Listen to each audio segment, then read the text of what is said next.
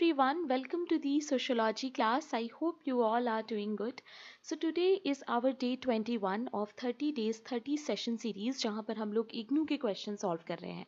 Now you guys know that IGNOU notes are very important. हर session में मैं ये बोलती हूँ कि इग्नू नोट्स को आप लोग रेफर कर सकते हैं अगर आप CUET PG की तैयारी कर रहे हैं, नेट की तैयारी कर रहे हैं, गेट की कर रहे हैं, किसी भी एग्जाम की. Even for UPSC also IGNOU notes are highly important.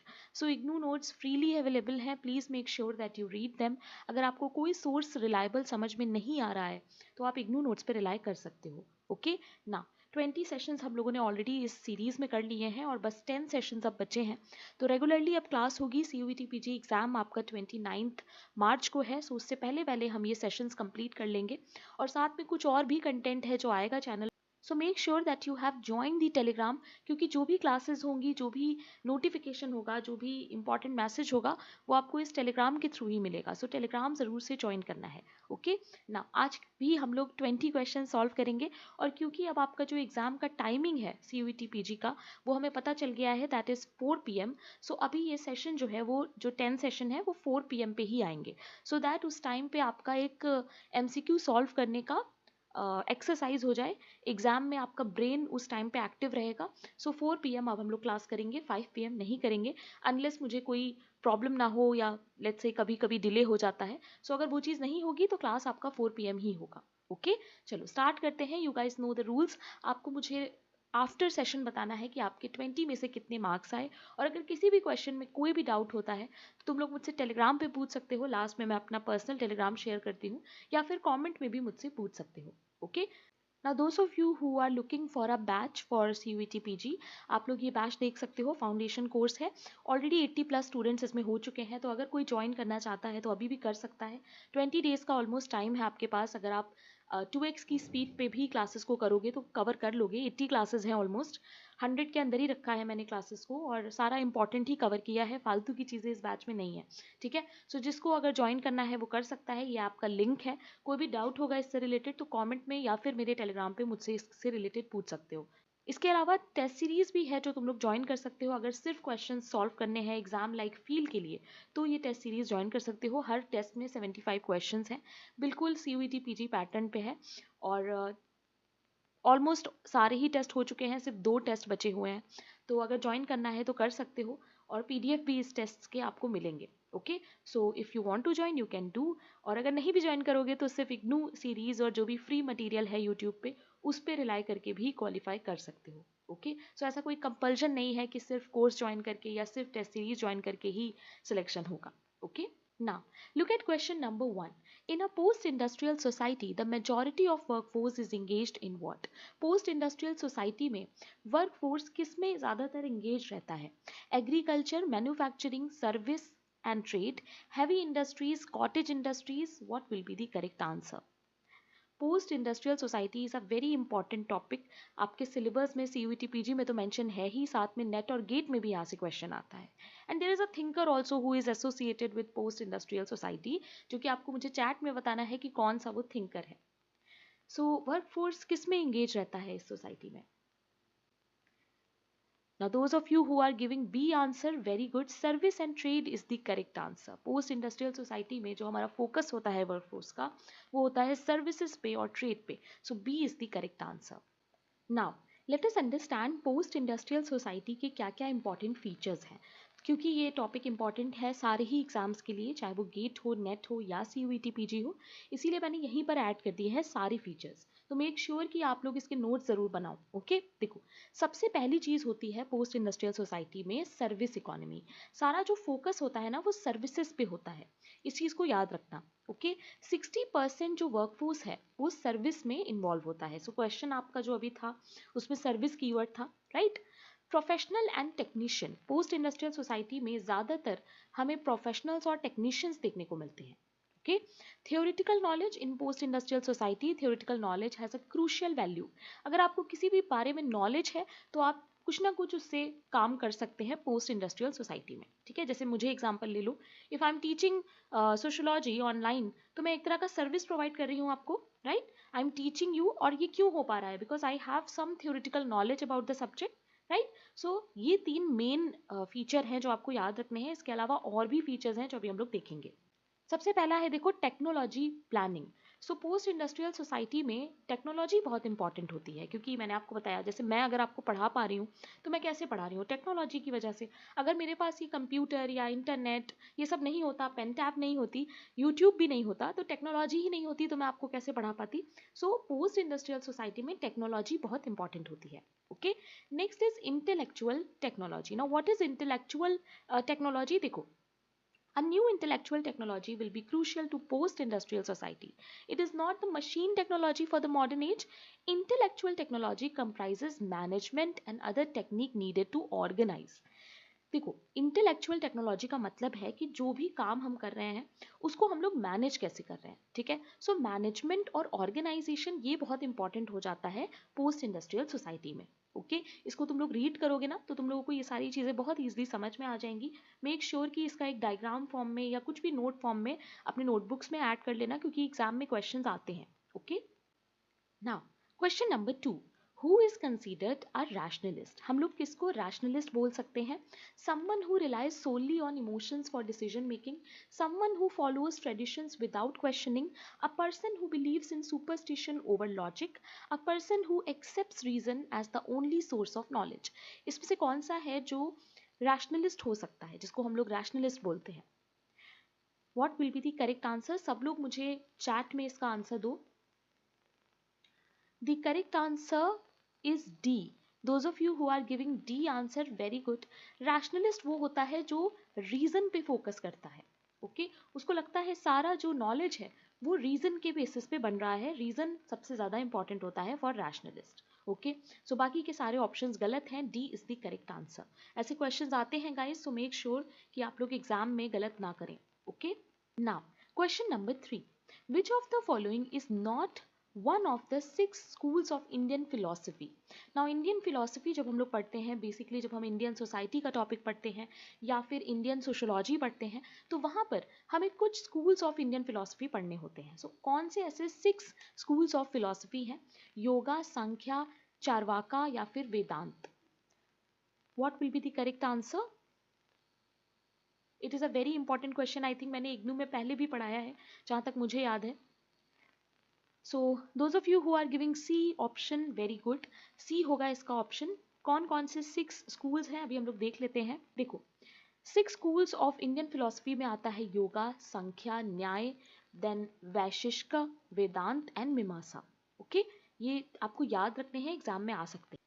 जैसे वैशिष्ट का हम लोग अगर फाउंडर देखें तो वो है कानाडा, ठीक है, तो प्लीज इसको याद रखना। ऐसे ही न्याय का फाउंडर हम लोग मानते हैं गौतमा को, योग का या फिर योगा का पतंजलि, संख्या का कपिल, वेदांता का वेद व्यास एंड मीमांसा का जैमिनी। ना ये सारी चीज़ें याद रखना और इसका जो मीनिंग है वो भी याद रखना, ठीक है। कौन सा स्कूल किस बारे में फोकस कर रहा है, किस बारे में बात कर रहा है, यहाँ से भी क्वेश्चंस आते हैं। सो मेक श्योर कि ये नोट आप ज़रूर से ऐड करो, और अगर थोड़ा सा एक्स्ट्रा पढ़ना है तो गूगल करके इसके बारे में पढ़ सकते हो। Okay, now question number 4, certain groups use fundamentalism to justify what? Fundamentalism, I hope you guys know क्या होता है। Scientific discoveries, political sovereignty over a territory, economic liberalism या फिर technological advancement। क्या होगा जो फंडामेंटलिज्म की बात कर रहा है यहाँ पे? कुछ ग्रुप्स हैं जो फंडामेंटलिज्म को यूज करते हैं क्या जस्टिफाई करने के लिए, क्या रीजन देते हैं वो फंडामेंटलिज्म का? The correct answer is B.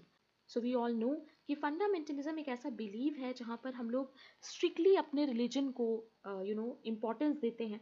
जो भी फंडामेंटलिस्ट होते हैं वो चाहते हैं कि उनके रिलीजन की जो आइडियोलॉजी है वो सब लोग माने, राइट। सो यहाँ पर political sovereignty over a territory will be the correct option.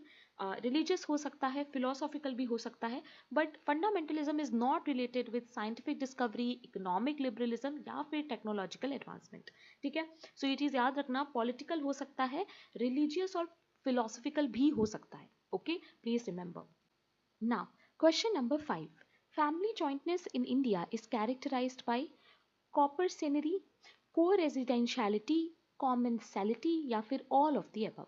Joint family के फीचर्स बहुत इंपॉर्टेंट होते हैं गाइस, एग्जाम में क्वेश्चन आता है। सो मेक श्योर कि आप जॉइंट फैमिली के टॉपिक को अच्छे से प्रिपेयर करके जाओ, ठीक है। देखो, सारे ही ऑप्शंस के मीनिंग मैं आपको बताती हूँ।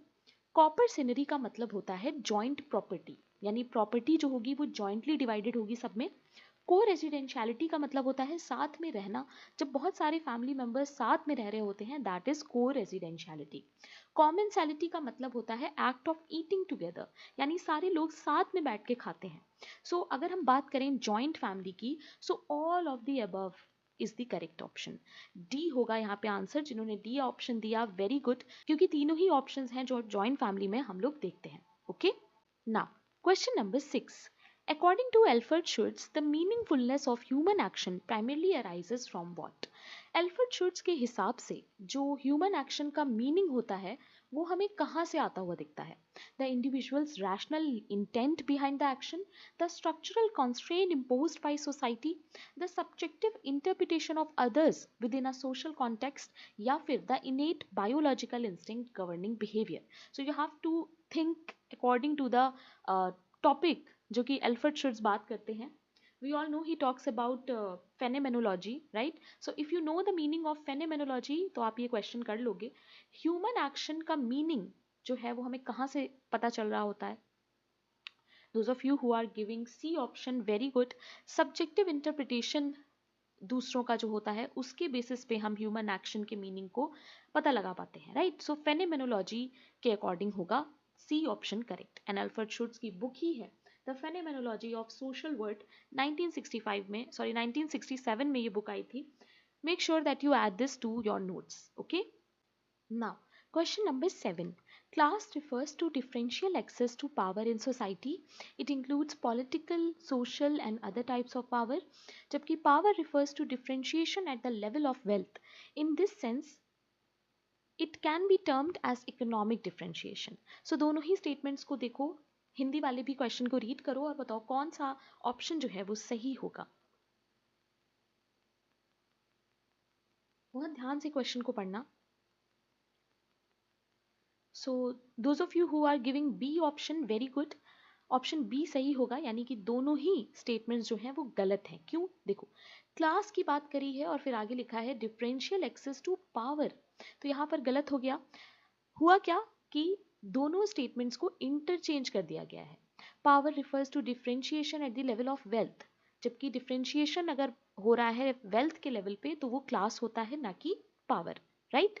सो बोथ स्टेटमेंट्स आर इनकरेक्ट। कुछ ऐसे बेसिक से क्वेश्चंस आते हैं guys, so it is important कि आप ज़्यादा से ज़्यादा रीडिंग करें, क्वेश्चन सॉल्व करते रहें। एग्जाम में आपको इससे हेल्प ज़रूर मिलेगी, क्योंकि जब आप बहुत सारे क्वेश्चन सॉल्व करके जाते हो ना एग्जाम में, सो आपको एक अलग लेवल का कॉन्फिडेंस फील होता है। सो जितने भी पेपर्स मिले सोशियोलॉजी के, जितने भी एमसीक्यू सेशंस हो रहे हो, प्लीज़ उसको सीरियसली करो। ओके, ना question number 8।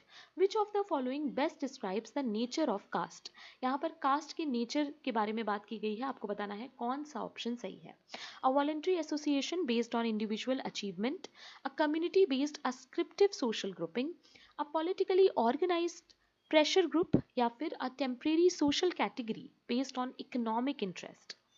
What will be the correct answer? Hindi वाले भी क्वेश्चन को रीड करके चैट में मुझे आंसर बताओ।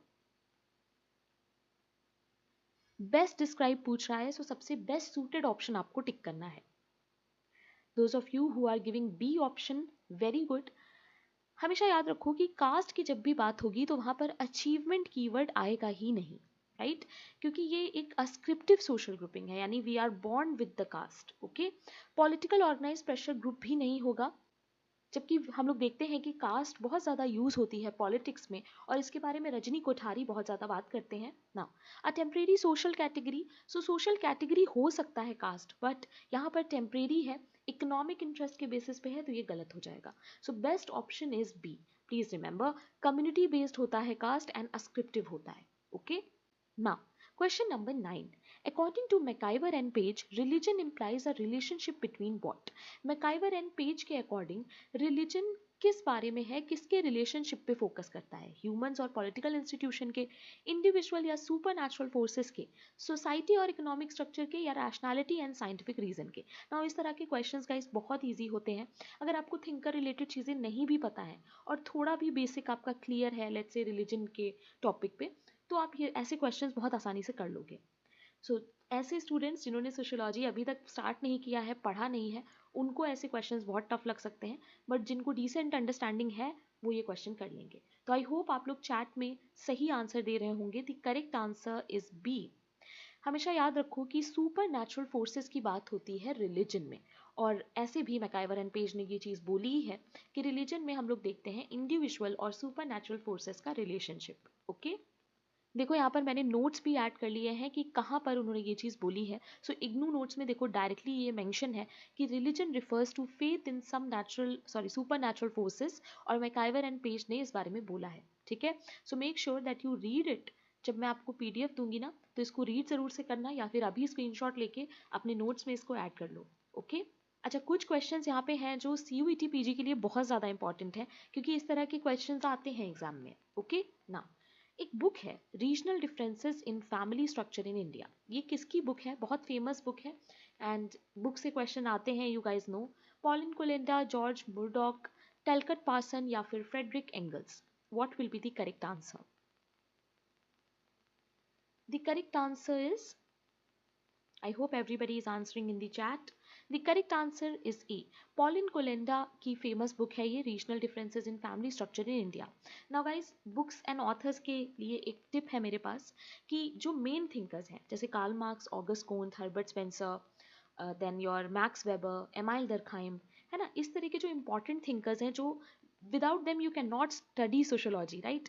ऐसे कि आप नोट्स बना के बुक्स के और रख लो कि कौन सी बुक है, कौन से ईयर में आई है, वो सब। उससे क्या होगा ना, एग्जाम में आप लोग एलिमिनेट कर पाओगे। अच्छा, कुछ ऐसी बुक्स हमेशा होती हैं जो आउट ऑफ द बॉक्स होती हैं। हो सकता है कि आपको एग्जाम में ऐसी बुक्स मिल जाए जो आपको ना आती हो, तो ऐसे क्वेश्चंस आप स्किप करोगे अगर आपका निगेटिव मार्किंग वाला पेपर है। जैसे गेट और सीयूईटी पीजी में निगेटिव मार्किंग होती है, नेट में नहीं होती है, तो वहाँ पर आप लोग गेस वर्क कर सकते हो। बट बाकी एग्जाम्स में आई वुड सजेस्ट कि गेस वर्क ना करो। अगर 2 या 3 ऑप्शंस को एलिमिनेट कर पा रहे हो थोड़ा सा गेस करके तो ठीक है, अदरवाइज बिल्कुल भी चांस मत लेना कि निगेटिव मार्किंग करा दो। ठीक है, सो ये अपने दिमाग में रखो कि कितना भी बुक्स एंड ऑथर प्रिपेयर करके जाओगे, बहुत ज़्यादा हाई चांस है कि कोई ना कोई ऐसी बुक ज़रूर आएगी जो आपके लिए नई होगी, क्योंकि हर बार एनटीए कुछ ना कुछ नया लेके आता है बुक्स में, राइट ना। क्वेश्चन नंबर 11, दो स्टेटमेंट्स आपको दिए हैं, आपको बताना है कौन सा स्टेटमेंट सही है और कौन सा स्टेटमेंट गलत है। तो I am giving you some time, question को रीड करो और फिर मुझे चैट में इसका आंसर दो।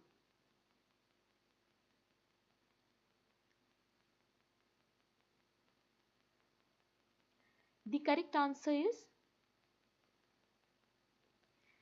Those of you who are giving A answer, very good. दोनों statement सही है। Probability sampling provides a statistical basis for stating that a sample is representative of target population. तो बिल्कुल सही है। Probability sampling में हम लोग यही देखते हैं कि कैसे हमारा जो sample है वो हमारे population को represent कर रहा है। नॉन probability sampling में क्या होता है, we do not know whether an element of population has an equal chance of being selected. यहाँ पर ये चीज़ नहीं होती है। So both statements are correct. Now, question number 12.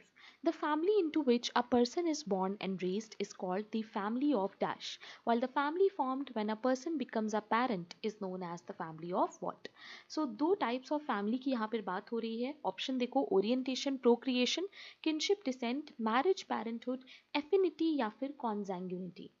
Now ये क्वेश्चन जो है ना वो आपको जीपी मुर्डॉक के अकॉर्डिंग आंसर देना है, क्योंकि इन दोनों टाइप्स ऑफ फैमिली के बारे में जीपी मुर्डॉक बात करते हैं। हिंदी वाले भी क्वेश्चन को रीड करो और चैट में मुझे आंसर बताओ।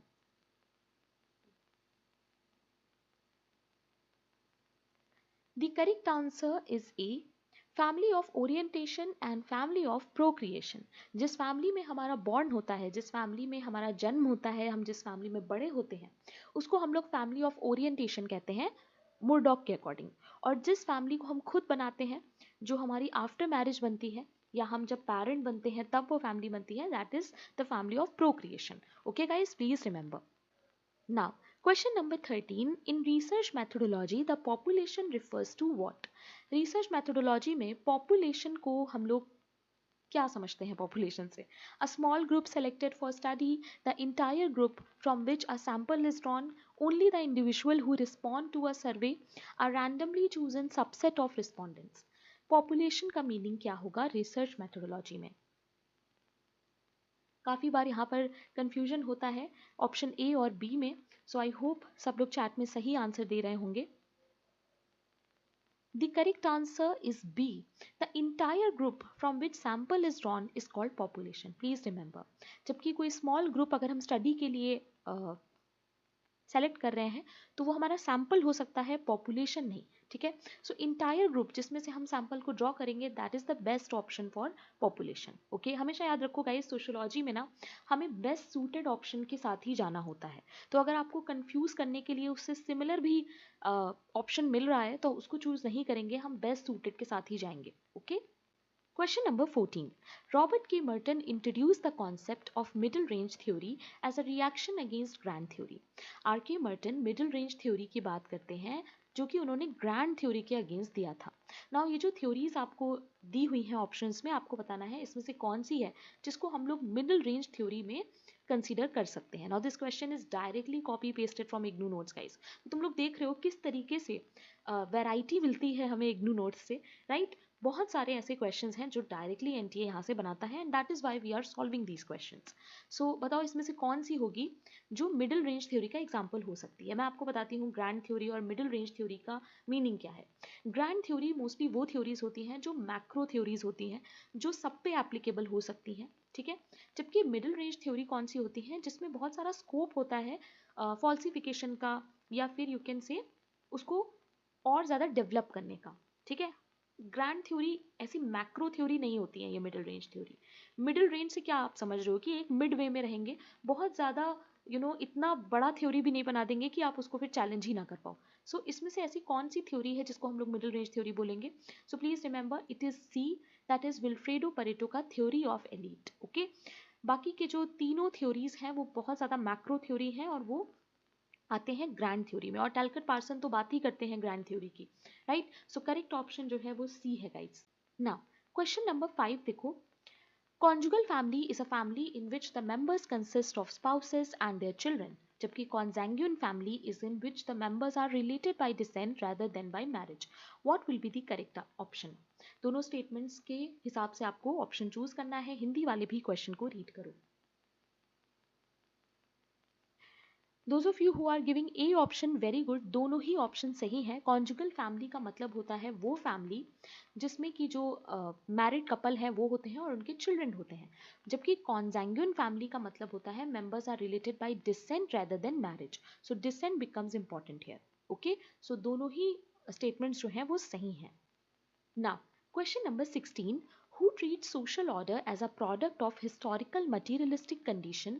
These are defined by the modes of production and relations of production and are continually undergoing change due to technological innovation and attempts within the society to resolve various social conflicts which are universal. Now यहाँ पर कौन है जो इस तरह की बात करेगा? We all know कि historical materialistic कीवर्ड हो या फिर रिलेशन ऑफ प्रोडक्शन कीवर्ड हो, ये सारे कीवर्ड्स किसके हैं? सोशल ऑर्डर की कौन बात करता है? Max Weber, Karl Marx, Auguste Comte, Immanuel Durkheim. I want everyone to give me the correct answer, क्योंकि बहुत ही बेसिक क्वेश्चन है ये। जितने भी थिंकर्स हैं इनसे रिलेटेड कीवर्ड्स तो आपको आने ही चाहिए if you are a sociology student. The correct answer is B. जिन्होंने बी ऑप्शन बोला है, very very good, Karl Marx होगा इसका आंसर। इसमें हम लोगों को कुछ भी एक्स्ट्रा देखने की भी ज़रूरत नहीं है क्योंकि सारे कीवर्ड्स ही हैं जो कार्ल मार्क्स पे बेस्ड हैं। नाउ सीयूईटी पीजी वालों को मेरा एक टिप रहेगा कि आप एटलीस्ट 5 थिंकर ज़रूर से पढ़ लीजिए। Karl Marx, Max Weber, Immanuel Durkheim, Auguste Comte and Herbert Spencer.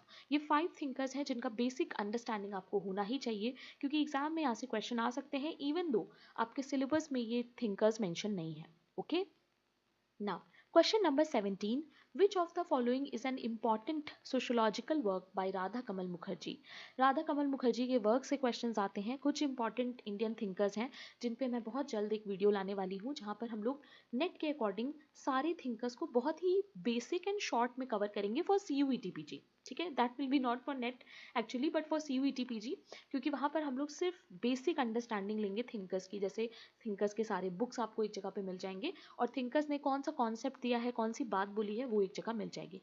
मैं उस कंटेंट पे वर्क कर रही हूँ तो बहुत जल्द वो वीडियो मैं कोशिश करूंगी कि एग्जाम से 10 दिन पहले ही लाऊं। ठीक है, जल्द से जल्द आएगा। थोड़ा सा मुझे टाइम देना है, इट टेक्स वर्क गाइस। थोड़ा सा मुझे टाइम लगता है ये पीपीटी वगैरह बनाने में, because I am working alone. कोई मेरी टीम नहीं है, कोई मेरा असिस्टेंट नहीं है। So I am the one who is working day and night, right ना। बताओ इसका आंसर क्या होगा? इजी क्वेश्चन है क्योंकि बहुत सारी बुक्स देख सकते हो दूसरे दूसरे इंपॉर्टेंट थिंकर्स की हैं। सो क्या होगा correct option? Give me the answer. Radha Kamal Mukherjee की फेमस बुक है देखो, Protestant ethic and spirit of capitalism अगर कोई आंसर दे रहा है तो ये तो नहीं होगा, मैक्स वेबर की बुक है ये। Division of labour in society amyl दरखाइम की बुक है। सो ऑप्शन बी एंड सी में से आप बताइए कौन सा होगा सही option. The correct answer is B. Regional Balance of Man is a book by Radha Kamal Mukherjee. Now Society in America, I don't know किसकी बुक है, अगर कोई सर्च कर सकता है तो प्लीज करके कमेंट में जरूर बताना। Okay, question number 18, What does the term petri very local refer to? Petri very local का क्या मतलब है? देखो, किनशिप के जितने टर्म्स हैं वो हर एग्जाम में आते हैं, चाहे वो नेट हो, गेट हो या सीयूईटी पीजी हो। सारे किनशिप टर्म्स आपके एक जगह पे नोट डाउन होने चाहिए। मैंने एक फाइल भी शेयर की थी, टेलीग्राम पे आपको मिल जाएगी, उसमें सारे कीवर्ड्स एंड सारे डेफिनेशंस हैं, तो प्लीज मेक श्योर कि उसको पढ़ के एग्जाम में जाओ। ओके, क्या होता है patrivirilocal? A couple residing with the wife's family after marriage, a couple residing independently after marriage, a couple residing with or near the husband's father after marriage, या फिर a couple residing in a matriarchal community after marriage. So patrivirilocal है। Patri का मतलब क्या होता है? Father. So the correct option here is C. अगर जो कपल है वो हस्बैंड के फादर के साथ या उनके घर के आसपास रह रहा है, so that is your petri very local. Okay, विवाह के बाद पति के पिता के साथ या उसके पास रहने वाला जोड़ा। Okay guys, please remember. Question number 19. Identify the important social institution in rural India among the family. Now अगर हम रूरल इंडिया की बात करें तो वहाँ पर इसमें से कौन सा है जो important social institution हो सकता है? Family, caste, village, all of the above. now यहाँ पर एक डाउट होगा स्टूडेंट्स में कि मैम विलेज क्या सोशल इंस्टीट्यूशन हो सकता है? सो गाइज प्लीज नोट कि हाँ, रूरल इंडिया की अगर हम बात करें तो विलेज वहाँ पर एक सोशल इंस्टीट्यूशन हो सकता है। सो यहाँ पर करेक्ट ऑप्शन जो होगा वो होगा डी। ओके, और फैमिली, कास्ट, ये सब तो हम लोग जानते ही हैं कि सोशल इंस्टीट्यूशन होता है, right. Question number 20, please question को रीड करो, थोड़ा सा लेंदी क्वेश्चन है और मुझे आंसर बताओ। Which of the following socio-political factor is most commonly linked to the outbreak of communal riots? Now communal riots जो होते हैं वो क्यों होते हैं, क्या उसके फैक्टर्स हैं, ये आपसे पूछा है। किन फैक्टर्स की वजह से बेसिकली कम्युनल रायट्स होते हैं ना? क्या है कम्युनल रायट्स? कम्युनल राइट्स का मतलब है कि कम्युनिटी के बेसिस पे लड़ाई झगड़ा जब हो जाता है। आपने देखा होगा इंडिया में तो ये बहुत कॉमन है। What will be the correct option? Institutionalization of interfaith dialogue and legal framework ensuring religious harmony, presence of deeply ingrained historical grievances and socio-political manipulation of religious identity, widespread acceptance of secularism, या फिर reinforcement of pluralistic value। देखो यहाँ पर अगर तुम लोग ध्यान से देखो तो रिलीजियस हार्मनी की बात हो रही है, तो ये तो नहीं होगा क्योंकि कम्युनल राइट्स में हार्मनी की कहाँ से बात आ गई, राइट।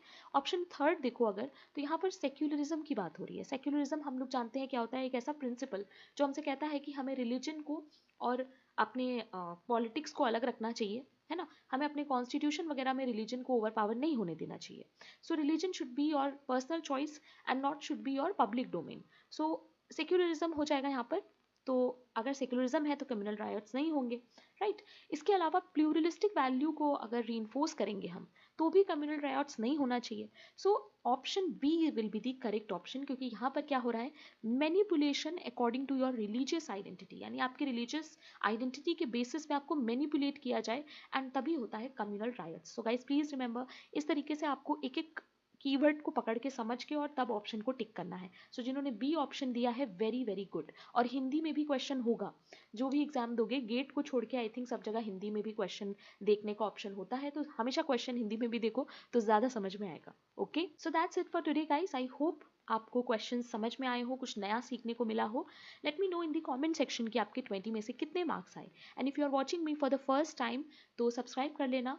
इस चैनल पे काफ़ी ज़्यादा कंटेंट है जो सोशियोलॉजी का आता है, और इसके अलावा अभी बहुत सी नई चीज़ें हैं जो मैं करने वाली हूँ इस साल। सो स्टे ट्यून्ड और सब्सक्राइब ज़रूर से करना if you are a sociology student. Okay, now this is the Telegram जो आपको ज़रूर से ज्वाइन करना है। इसके फाइल सेक्शन में आपको बहुत सारा मटीरियल मिल जाएगा और जो भी यूट्यूब क्लासेस होते हैं उनका भी PDF यहीं पर मिल जाएगा। Okay, and this is my personal Telegram. कोई भी डाउट हो, एग्जाम रिलेटेड कोई क्वेरी हो, यहाँ पर आप लोग मुझसे बात कर सकते हो। ओके, अभी देखो मैसेजेस बहुत ज़्यादा आते हैं तो मैं थोड़ा टाइम लेती हूँ रिप्लाई करने में, बट मैं रिप्लाई करती हूँ एक एक मैसेज के। ओके, मैं एक दिन बैठती हूँ और सारे मैसेजेस देख के रिप्लाई कर देती हूँ। सो हैव सम पेशेंस कि मैम ने रिप्लाई नहीं किया है बट वो करेंगी। ओके, इसके अलावा अब सोशियोलॉजी क्लास का एक ऐप भी है, तो ऐप को भी डाउनलोड कर सकते हो। जो भी पेड कोर्सेज वगैरह होते हैं, पेड टेस्ट सीरीज होती है, वो सब इस पे मिलेगी।